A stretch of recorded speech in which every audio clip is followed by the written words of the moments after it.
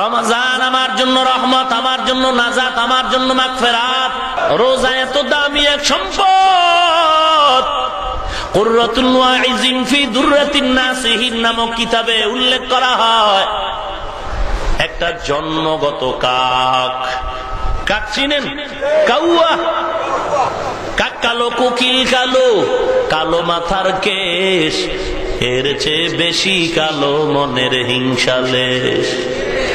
নিম তিতা, নিন্দা তিতা, আরো তিতা খর, এর চেয়ে বেশি তিতা 203-এর ঘর।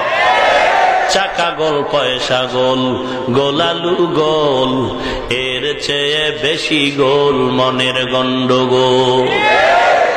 হায়াতুল হায়াওয়ানে বলা হয়েছে, উড়ন্ত পাখিদের মাঝে কাকের হায়াত বড় লম্বা। রোজার দাম কত শুনেন? একটা কাক জন্ম থেকেই ডানা মেলে উড়তেছে, উড়ে উড়ে অনবরত উড়তেই থাকলো, বিরামহীন উড়তে থাকলো। কত দূর চলে গেল, বলে দূরের কোনো সীমানা নাই। একটা জন্মগত কাক ডানা মেলে খোলা আসমানের নিচে উড়ে উড়ে এত দূর চলে গেল যে বুড়া হয়ে গেল।